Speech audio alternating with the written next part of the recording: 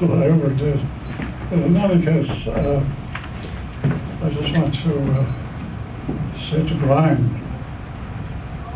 that I want to thank him for the job he undertook. And if he told me he was going to write a book at the time he interviewed me 5 years ago, he interviewed me, I'd forgotten that he ever interviewed me. And I heard the book was coming out. Oh, I never heard of him. I didn't know. So if I was told he was writing a book, I said, you're wasting your time and money. Nobody will publish it. Oh, it printed in Ireland. How to get it printed in America? So the total consensus, the total press consensus in Ireland. You have the same thing, of course, in the United States. They taught us about the freedom of the press. Freedom of the press allows the capitalist press to deny freedom of expression to everybody else, particularly socialists. But however, with this press consensus, I assume that they'd never get a line put into it. And I'm delighted that this, I think, has now broken the consensus. When I was thinking of the consensus recently, it suddenly dawned on me about RTE, the freedom of the press.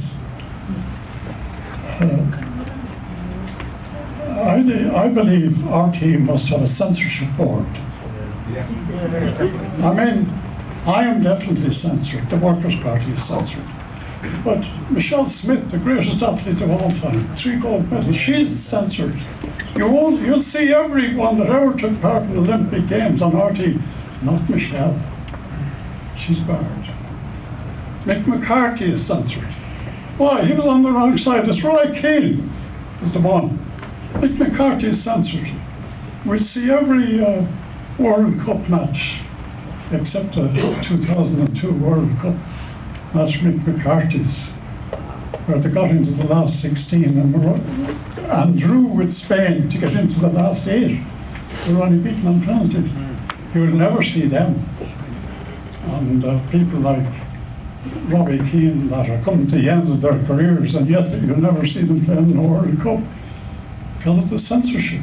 They have a widespread censorship, not only on politics, but on sport and everything else. They decide who does.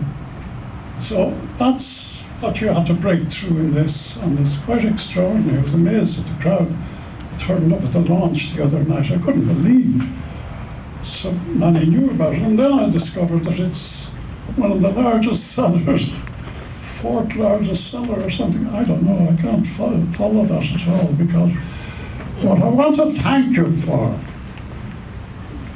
is for what you've done about IRA, I ran away. This is an extraordinary insult to people like Billy Macmillan, Jim Sullivan, that has been referred to. Malachy McGurn, Bobby McKnight, who's here, all those, Joe McCann, who was murdered, assassinated, etc. A combination of British Army and IUC. All of these people were out that night. And my only answer to Tim Pat Coogan, who's been pushing this for years, IRA, I ran away. My only answer, which of course has never been published by press, radio or anything else, was, well, just look at who was arrested. They named the leaders that were arrested. Billy Macmillan, Jim Sullivan, Malachy McGurn, Frankie Cards. These were named as the leaders, and I think a total of 26 or 20-something were arrested. All members of the official IRA, and these were the leaders that were arrested, and they were named. And Gerard McCauley, aged 9 or 10, not sure, Fianna Boy was killed that night. And Art Macmillan Billy's brother, who unfortunately is very ill for a number of years now and can't speak, etc. Art Macmillan was in charge of the Fianna that night. And he was out that night with a number of Fianna boys. And their job was to find out where the RUC were the British Army out, where everybody was, what was happening in Clonard Street and up in the monastery, police specials, etc., and get the information for the IRA people.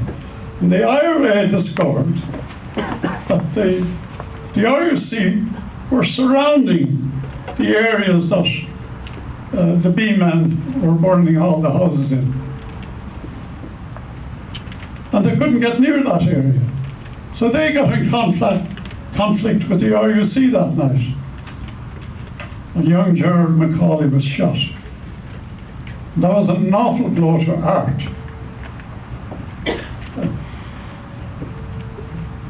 Anyway, that was my only answer to Tim Curran. Nobody would publish it. Just look at who were arrested. Now, the other thing was that the split came in the IRA in October of 1969. It wasn't published until the split came in Sinn Féin in January 1970, because the 1969 RDH had to be postponed because of all the problems, and it was held in January 1970. But the split in the IRA, as Bobby McKnight would be able to tell people, took place in Belfast in October. And we were aware of various things that were going to happen from the Barnes and McCormick.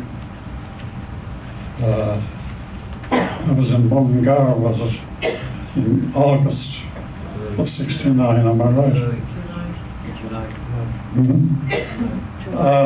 And Jimmy Steele and various other people were there.